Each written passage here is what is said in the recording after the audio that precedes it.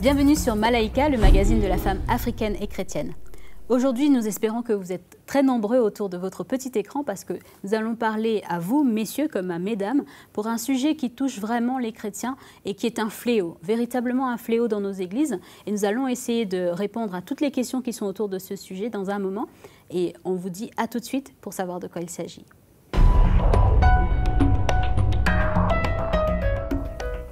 Donc voilà, comme vous l'avez découvert, aujourd'hui le thème, c'est la pornographie. Et effectivement, plusieurs se demandent, est-ce que la pornographie c'est un péché? Est-ce que c'est autorisé au sein du couple? Est-ce que le chrétien peut regarder la pornographie? On va essayer de répondre à toutes ces questions, bien sûr, avec Mama Audrey, Mama Janine et Magali. Comme d'habitude, le panel qui se rejoint dans notre petit salon. Et nous avons aussi, Mama Audrey, le plaisir d'avoir un docteur avec nous. Donc le docteur Damien, merci en tout cas d'être avec nous. Merci beaucoup de m'avoir invité. Et pour précision, docteur Damien, vous êtes également chrétien. Exactement. Donc nous pourrons avoir des perspectives, Mama Audrey, médicales et spirituelles. Extraordinaire. Donc voilà, nous parlons de pornographie aujourd'hui et effectivement c'est un fléau auprès des jeunes comme des plus âgés, des femmes comme des hommes. Nous allons rentrer dans tout ce détail dans un petit moment et nous allons avant tout passer à la rubrique de Mag. Donc voilà Magali, déjà la première question pour se mettre un petit peu dans le contexte. Qu'est-ce que c'est la pornographie? Alors oui Nadège, je vais commencer bien sûr par une définition officielle qu'on peut trouver dans le dictionnaire. Alors je précise quand même que quand j'ai fait ces recherches, le Seigneur m'a bien aidé pour ne pas tomber sur des images compromettantes. Voilà, amen. Le Seigneur m'a protégé parce qu'on ne sait jamais, on tombe des pornographies. Bon, avec les voilà. pop-up sur voilà, tout sur à fait. les sites là. Exactement. Alors la définition qu'on peut trouver dans le dictionnaire, eh bien c'est la pornographie, c'est la représentation complaisante à caractère sexuel de sujets, de détails obscènes dans une œuvre artistique, littéraire ou cinématographique. Et c'est vraiment le genre cinématographique, évidemment, qui est le plus mis en avant. Sûr, oui. Cette représentation explicite d'actes sexuels au pluriel, parce que ça englobe énormément de pratiques, et on ne va pas rentrer dans ces détails, suffisamment dégoûtant. Donc voilà, exactement. Donc ça englobe toutes sortes de pratiques, et ce sont des actes sexuels finalisés, pour but de susciter l'excitation sexuelle. Donc, à la différence de l'érotisme, où souvent les deux termes sont confondus, où c'est plus de la suggestion, l'imagination, l'implicite, et ça s'oppose bien sûr au caractère très cru de la pornographie. Alors maintenant, Mama Audrey, je vais vous donner des chiffres. Des chiffres qui sont vraiment très affligeants, qui m'ont fait vraiment flipper et qui montrent l'ampleur de ce fléau dans le monde entier. Un des principaux sites de diffusion de vidéos pornographiques, on ne va pas le citer pour ne pas engrainer les gens à y aller, très bien. dont les films sont disponibles en streaming, donc ça veut dire gratuitement, eh bien 81 millions de visites par jour. C'est plus qu'un pays entier, en fait. 81 millions de visites par jour. Moi, j'ai trouvé ça vraiment très choquant. Par jour. Donc, c'est vraiment de la folie. Et ce même site, chaque année, cette plateforme met en évidence un sondage qu'elle fait pour montrer un petit peu les statistiques de ceux qui sont adeptes. Voilà, tout à fait. Et donc, j'ai trouvé des informations sur l'Afrique, puisque on est donc dans cette problématique. Eh bien, ça indique d'abord qu'en dépit des dénégations, parce que souvent, on dit que les Africains, non, ces choses-là, il y a tellement ce poids de morale que c'est moins connu. Mais en fait, les Africains sont quand même bien des consommateurs. Et il y a même un pays qui se classe dans le top 20 des plus grands amateurs de ce genre de film, eh bien c'est l'Afrique du Sud, à la 19e place de ce classement. Et l'année dernière, enfin en 2016, il y a 2 ans, le Rwanda se positionnait aussi dans les premiers de ce classement. Donc ça montre quand même qu'en Afrique, il y a aussi ce fléau. Cette tendance. Voilà, tout à fait. Une autre information intéressante que j'ai trouvée, c'est que les Africains, comme les Occidentaux ou les Asiatiques, eh bien, ils vont vouloir consommer local. C'est-à-dire que quand ils vont regarder un film pornographique, ils veulent que ce soit des acteurs qui leur ressemblent, qui sont mis en scène. Alors, j'avais tellement d'informations que c'est vrai que j'ai pas envie que ma rubrique prenne beaucoup de temps, mais en même temps, c'était tellement intéressant.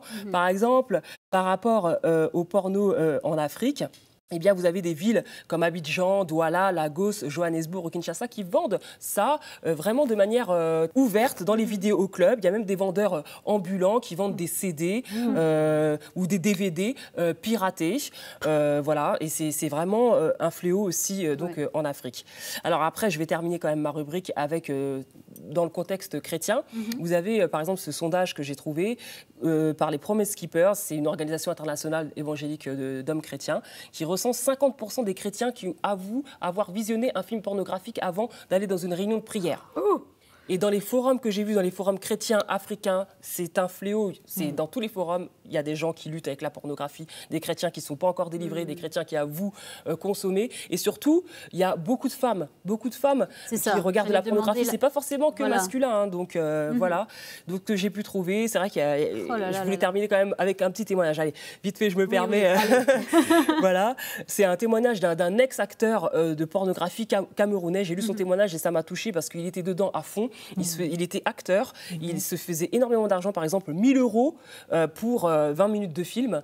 Et il a rencontré le Seigneur et il a vraiment eu une conversion drastique et il a abandonné toutes ces choses. Donc voilà, je termine avec une note positive. Voilà. Donc on peut voir qu'on peut être libéré de la pornographie.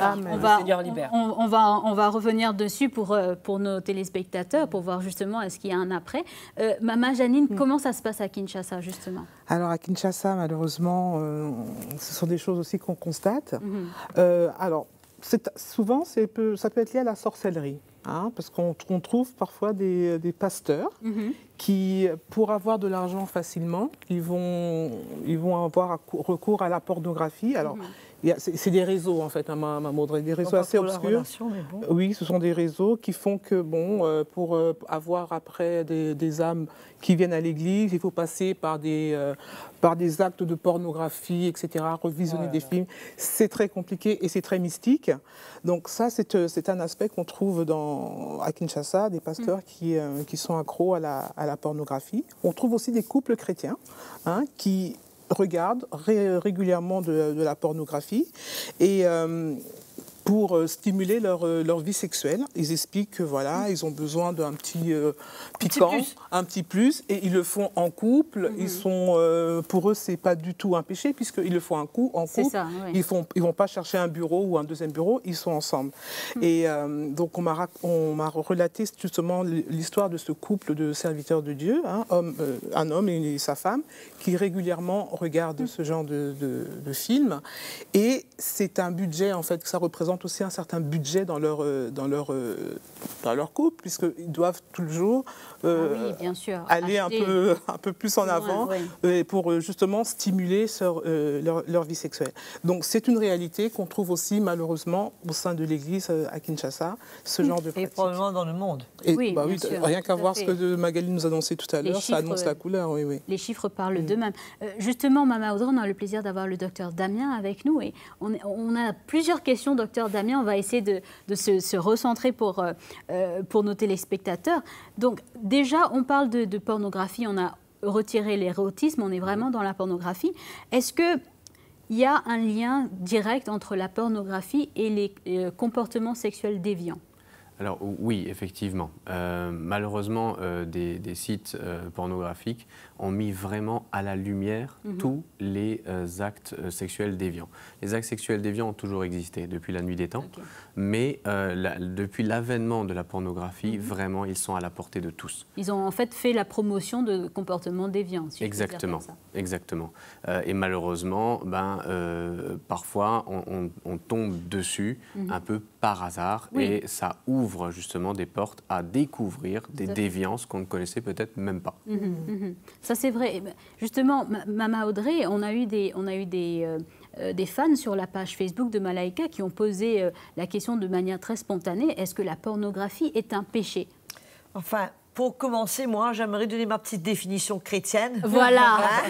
Merci, Maman. Magali internationale.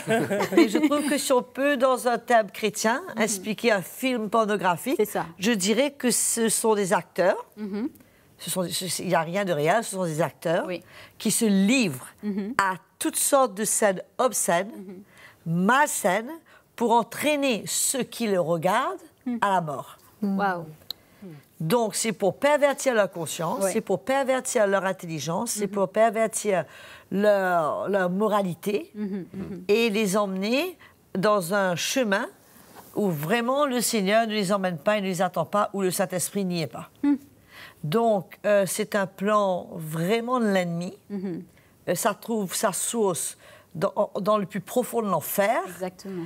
Car l'acte sexuel en lui-même, qui a été créé par Dieu, est un acte saint et propre et pur devant Dieu quand il est fait entre mari et femme dans le contexte biblique. Du mariage. Dans le cadre du mariage, mari et femme, donc dans le contexte du mariage.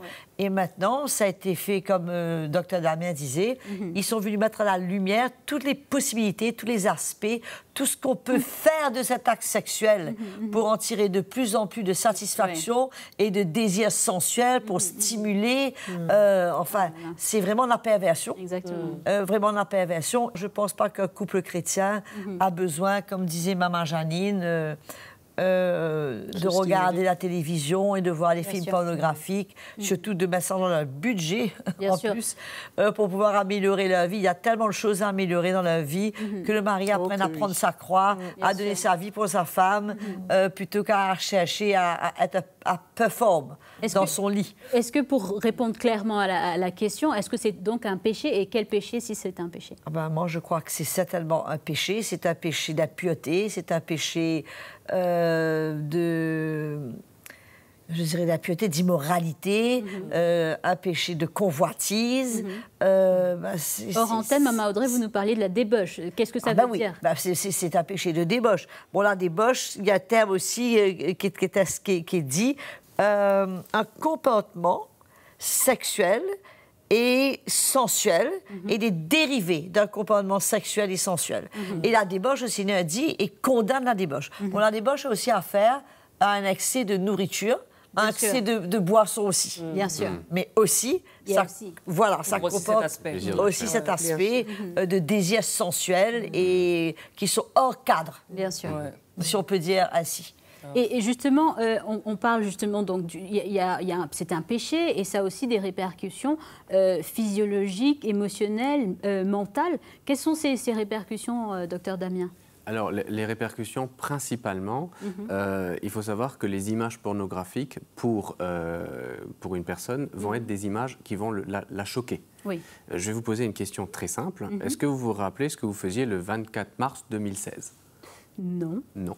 Est-ce que vous vous rappelez ce que vous faisiez le 11 septembre 2001? Il y a eu les attentats. Exactement, parce que cette image vous a choqué. Bien sûr. Et c'est exactement pareil avec la pornographie.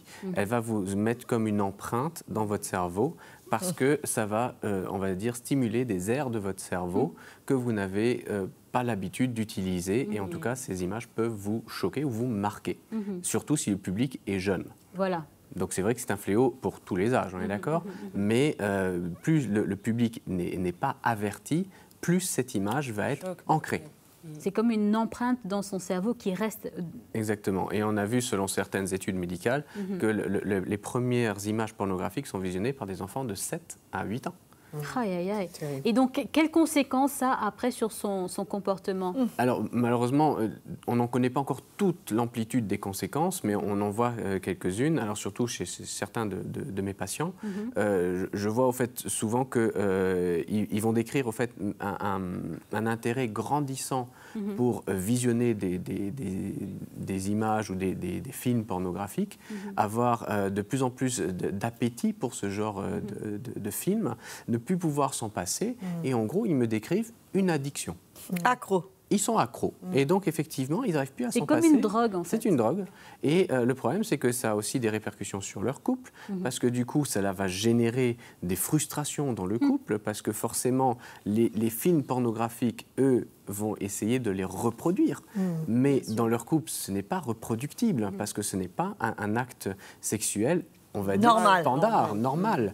Donc, ça va au-delà. C'est comme vous ne pouvez pas reproduire des scènes d'un film d'action. Bien sûr. Donc, et malheureusement, comme ce désir est là, ça va générer une frustration sexuelle dans le couple, alors que ce soit chez la femme ou chez l'homme, et va générer même des conflits dans le couple. Alors, qu'est-ce que ça va générer aussi? Il faut savoir comment ça marche une addiction. C'est très simple. Vous prenez un produit qui vous donne du plaisir. Ça va stimuler une partie de votre cerveau. Voilà. Ça appelle le circuit de la récompense, oui. qui va produire certaines hormones. Et pour pouvoir, comme ça vous a fait plaisir, vous allez essayer de le restimuler, ce circuit de la récompense. Il faudra plus. Eh bien, il faudra un petit peu plus. Donc on ou un peu plus longtemps. dose à chaque fois. Et on a besoin d'augmenter la dose pour atteindre le même plaisir. Et le problème, c'est qu'on a du mal à atteindre ce même palier de plaisir. Donc on va augmenter la dose, la durée, l'investissement financier, du temps. Ça prend beaucoup de temps. C'est un cercle vicieux. C'est un cercle vicieux, comme tout a dit. En plus, un vrai cercle vicieux. Et en plus, vraiment vicieux. C'est vrai. C'est le cas de le dire. Magali, c'est par hasard. Et ça explique en fait pourquoi ceux qui sont accros ont vraiment beaucoup de mal à se défaire de cette addiction. Exactement. Et ça doit être traité et surtout pris en charge comme n'importe quelle addiction. Il ne faut pas, on va dire, barricader ces personnes qui consomment la pornographie en des pervers sexuels. Non, ils ont un problème et tant qu'ils ne reconnaissent pas qu'ils ont un problème, ils vont rester dans le problème. Et le moment où ils réalisent que c'est un problème, au moins qu'ils aillent chercher de l'aide. Bien sûr. Qu'ils puissent consulter, que s'ils sont chrétiens, qu'ils voient leur pasteur. S'ils ont besoin d'aide médicale, qu'ils voient leur médecin. Et j'aimerais juste, avant de passer la parole à Maman Audrey, mais poser la question de dans quel état se trouvent ces personnes, généralement, pour qu'elles aillent se tourner vers des films de ce genre? Alors, le cerveau, c'est une machine un peu compliquée. Hein. Oui. Pour faire simple, Allons très faire simple, dans certaines parties du cerveau, vous aurez des sentiments très proches. Imaginons, vous regardez la télé, le film vous intéresse que très moyennement. Voilà. Alors, je ne parle pas de film pornographique, je parle de film normal. Voilà. D'accord. Et ça vous intéresse que moyennement, vous allez déclencher comme de la faim. Vous allez commencer à ouvrir un paquet de chips, quelque chose que vous allez manger devant la télé. Parce que la faim et l'ennui sont extrêmement proches dans le cerveau. Comme l'angoisse, la faim. Donc, quand on est parfois angoissé, parfois on mange. Et par exemple, quand vous avez aussi des angoisses, il y a parfois un désir sexuel qui se lève. Ou, par exemple, une angoisse, une frustration, vous aurez ces envies et vous saurez que, ah bah tiens, quand je regarde un film pornographique, ça stimule mon circuit de la récompense, ça diminue mon angoisse. Du coup, ça devient comme un traitement pour vous. Et donc, à chaque fois qu'il est angoissé, ou elle est angoissée... Il va se tourner vers un film pornographique. Incroyable. Il ou elle. Mais quand même, je trouve quand même qu'il faut préciser, Damien, c'est vrai que c'est pas nécessairement quelque chose de pervers. Mais parmi ceux qui sont accros à la pornographie, il y a des victimes, mais il y a aussi des pervers. Ah oui, il y en a. Et malheureusement, il y a aussi beaucoup de pervers. Ah oui. Et ce qui est embêtant, ce qui est malheureux, c'est que quand tu es accro à une drogue, ou que tu es alcoolique, c'est déjà assez gênant d'en parler à ton pasteur ou d'en parler à quelqu'un. Mais dans ce domaine, quand tu es accro à la pornographie, c'est encore plus humiliant et encore plus difficile de pouvoir en parler, car s'il n'y a pas un esprit de grâce avec qui tu parles, tu peux être facilement jugé, tu peux être facilement mis de côté. Et finalement, quand tu parles d'Adèle, de cette empreinte qui a été laissée dans son cerveau. On peut même dire que la pornographie, c'est dangereux. Ah oui, bien sûr. C'est pas juste perversif, mais c'est dangereux. Parlons des dangers spirituels. Allons, juste pour se concentrer sur les dangers spirituels de regarder ce type de film. Ah ben, ça corrompt ta propre conscience, ta propre intelligence. Je veux dire, tes pensées. La manière que tu vois les choses, tes yeux, tes regards. Le Seigneur te dit que la lumière, ben, c'est dans tes yeux. L'œil et la lampe du corps. Voilà, c'est ça la lampe de ton corps. Mais quand tu vois une fille, après avoir vu tous ces trucs, tu la vois avec des yeux différents, je présume que tu peux même t'imaginer... Le Seigneur a dit, on n'a pas besoin de commettre l'acte adultère pour être adultère. Il suffit d'y penser. Et ben voilà, il suffit de voir cette femme et de revivre cette pensée. Ça corrompt la pensée. Mais ça corrompt l'être humain, l'esprit de l'homme. Puisque où est le Seigneur, où est le Saint-Esprit? Le mot Saint-Esprit parle de sainteté, parle de pureté. Donc, où est le Saint-Esprit dans tout ça? Où est le Seigneur? Ben, c'est sûr que c'est le péché, ça nous sépare du Seigneur. Il y a certainement un sentiment de culpabilité, de se sentir malsain, malpropre. Ça ne peut pas nous laisser, si on est chrétien. Bien sûr. On ne peut pas juste regarder un film comme ça et en sortir cool et se dire tout est bon. C'est pas possible. Comme on a vu, ça nous marque à tous les niveaux, spirituellement, émotionnellement, mentalement. Et je crois que Magali avait une question justement... Moi, ce que je voulais savoir, c'était aussi sur la sphère professionnelle, en fait. Quand un jeune étudie ou quelqu'un qui travaille, eh bien, comment ça a des répercussions, en fait, sur sa façon de Alors exactement comme toute autre addiction, comme sa pensée et beaucoup de choses vont être tournées vers le produit, on va dire, obsessif, ça devient comme une obsession, ils vont y passer énormément de temps et malheureusement auront une moindre capacité à se concentrer sur d'autres choses. On peut même voir des jeunes en échec scolaire ou même en échec professionnel à cause de ce genre d'addiction. C'est pour ça que c'est vraiment un danger. Et aussi, il faut alerter sur les dangers que ces images peuvent générer chez les enfants. Parce que malheureusement, il n'y a pas encore assez de sécurité par rapport au... Voilà. On ne peut pas bloquer. Ça c'est ma prochaine question. C'est que, Mama Audrey et Dr Damien, c'est que malheureusement, avec certains mots sur les sites de recherche, certains mots utilisés vont enclencher une page en pop-up des fois qui apparaît et que l'enfant, s'il est à côté ou si c'est un jeune qui est en train de faire des recherches pour ses études, il va tomber sur une image en pop-up qui va apparaître. Et qui souvent n'a rien à voir avec ce qu'il a demandé. Qui n'a rien à voir avec ça. Ouais. Il y a aussi beaucoup ce facteur, sans vouloir te couper, ce facteur curiosité dans la pornographie. Voilà. Donc moi ma question par rapport à ça, c'est la personne, quelle qu'elle soit, jeune, enfant ou adulte, qui a vu cela, comment est-ce qu'il peut effacer cette image de sa mémoire du coup? Impossible. Alors, physiquement, ce n'est pas possible. Vous ne pouvez pas effacer votre mémoire. Le vélo, ça ne s'oublie pas, par exemple. Voilà. Et malheureusement, c'est une image qui va vous marquer. Et malheureusement, on voit de plus en plus d'enfants ou de jeunes adolescents découvrir le monde de la sexualité par la pornographie. Donc déjà, leur base est biaisée. Oui. Et ça va forcément générer des dissensions dans leur couple futur et dans leur actes sexuels futurs. Ça va les marquer parfois même à vie. Et c'est pour ça qu'il faut vraiment s'atteler à ce problème et vraiment alerter les gens de ce fléau parce que c'est accessible et c'est gratuit. Et Mama Audrey, l'ennemi joue sur la honte. Il joue sur la peur. L'humiliation. Il joue sur l'humiliation. Est-ce que les gens qui sont, comme on disait, ils sont accros à cela, est-ce qu'ils peuvent s'en sortir? Mais je pense que oui, ils peuvent s'en sortir. Mais il faudrait, Nadège, premièrement, que les églises puissent en parler. Voilà. Mais si, comme Maman Janine nous dit, il y a déjà des pasteurs qui sont eux-mêmes accros. Je les vois difficilement en parler. Donc, il faut que l'évangile, un évangile pur et simple qui arrive, qui puisse entendre, qui puisse emmener une conviction dans leur cœur de ce que cette situation est un péché, mais en même temps, l'assurance que le Seigneur non seulement veut, mais peut les libérer. Puisque de savoir que tu fais mal, ça t'emmène que de la conviction du péché. Ça t'emmène que de te sentir condamné et coupable. Et ce sentiment de culpabilité. Mais si ce n'est pas accompagné de la grâce du Seigneur et de l'œuvre du Saint-Esprit qui te montre, OK, c'est pas bon, mais je peux te libérer. Voilà. La repentance est la solution. Mais moi, quand j'entends tout ça, j'entends les chiffres de Magali, j'entends ce que Dr Damien dit, je me dis, mais pour moins que ça, le Seigneur a détruit le monde avant Noé. Amen. Ah oui. Pour moins que ça. Je ne sais pas qui va construire une arche, je ne sais pas quel est le programme. Essayez. Mais on va avec quelque chose certainement, puisque je trouve que ça doit nous alerter, que ce soit les pasteurs qui nous écoutent, les chrétiens qui nous écoutent. Voilà. Ça doit faire une sonnette d'alarme, puisque pour moins que ça, Dieu a décidé de détruire le monde.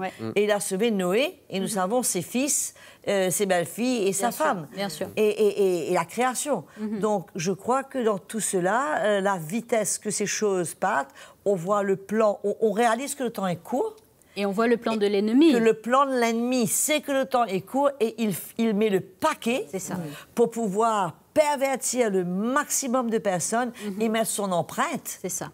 Et donc, que ce soit dans leur vie privée, dans la vie professionnelle, des échecs à tous les niveaux, de leur couple, et tout pour tout détruire, puisque finalement, c'est un moyen puissant pour lui d'avoir des candidats et d'avoir des victimes de son côté. C'est pour ça que si je peux me permettre, Nadège, il faut vraiment que le silence soit brisé. Et dans le cas de ce couple, justement, c'est la femme qui a commencé à en parler. Parce qu'elle trouvait que c'était plus normal de vivre cette vie, d'être enfermée dans cette routine. Donc c'est elle qui a commencé à en parler et c'est elle qui a libéré quelque part son couple parce qu'elle trouvait que c'était pas normal. Et c'est comme ça que... il y a une libération. Juste avant de terminer, parce qu'il nous reste très peu de temps, Docteur Damien, est-ce que médicalement, il y a des solutions ? Oui, bien sûr. il y a des solutions. Alors surtout, on va peut-être même parfois faire une approche plutôt de psychothérapie. Oui. Donc une thérapie pour savoir, mais qu'est-ce qui a fait qu'on ait une appétence pour une certaine... pour ce type d'image. Pour ce type d'image ou cette volonté de toujours regarder des films pornographiques. Bien souvent, on retrouve des traumatismes de l'enfance, des abus sexuels dans l'enfance, des images choquantes dans l'enfance, etc. Et du coup, on va déjà traiter avec une thérapie. Après, bien souvent, certaines personnes peuvent sentir un manque physique en ne regardant pas d'image. Donc, ces manques peuvent être traités par certains traitements pour soulager ces symptômes. Waouh, Maman Audrey, vraiment, je crois qu'il faudra qu'on refasse une autre session parce que malheureusement, comme Maman Audrey a dit, c'est l'arme de prédilection de l'ennemi qui veut détruire vraiment l'être humain au travers de sa sexualité. Mais malheureusement, on ne pourra pas le développer encore un peu plus aujourd'hui et on va devoir passer au mot de la fin. Ben écoute, Nadège, pour moi, pour tous ceux qui nous écoutent, surtout pour les chrétiens qui se trouvent dans des situations pareilles, je veux les encourager à ne pas se laisser arrêter par la honte et l'embarras et à chercher à partager. S'ils ressentent qu'ils peuvent partager librement avec le pasteur ou avec quelqu'un qui ne va pas les juger et les mettre de côté, qu'ils le fassent. Sinon, qu'ils partagent avec nous à Malaika. On trouvera bien les frères pour conseiller les frères, les sœurs pour conseiller les sœurs. Mais l'essentiel est de savoir qu'ils ne doivent pas rester dans cette situation et que le Seigneur veut non seulement les libérer, il peut les libérer et il veut les libérer. Et il recherche un cœur et une détermination pour s'en sortir. Et s'il faut s'humilier, c'est le premier pas à faire. Si c'est ses premiers pas à faire pour s'en sortir, qu'il le fasse. Amen. En tout cas, merci beaucoup, Maman Audrey. Merci à Magali, Maman Janine et bien sûr le docteur Damien. Merci à tous ceux et celles qui nous ont suivis lors de ce programme. Merci pour votre fidélité. Nous vous invitons bien sûr à partager autour de vous cette émission. Si vous connaissez des gens qui luttent avec ce problème, peut-être que vous l'avez ressenti, n'ont pas réussi à vous en parler, vous pouvez partager cette émission avec eux pour qu'ils sachent comment trouver de l'aide, comment s'en sortir, parce que bien sûr, le Seigneur a toujours des solutions pour nous. Et en tout cas, je vous encourage à continuer à regarder la page Facebook, la page YouTube, à nous partager vos témoignages. Et nous espérons en tout cas que le Seigneur vous bénisse et je vous dis à très très bientôt. Salut à tous, merci en tout cas d'être là. Si vous avez été encouragé par cette vidéo, si vous avez été édifié par le programme Malaika, c'est très simple, APA. Aimez la vidéo, partagez-la autour de vous et bien sûr abonnez-vous, c'est le petit bouton rouge en dessous de votre écran pour être les premiers informés des prochaines parutions Malaika.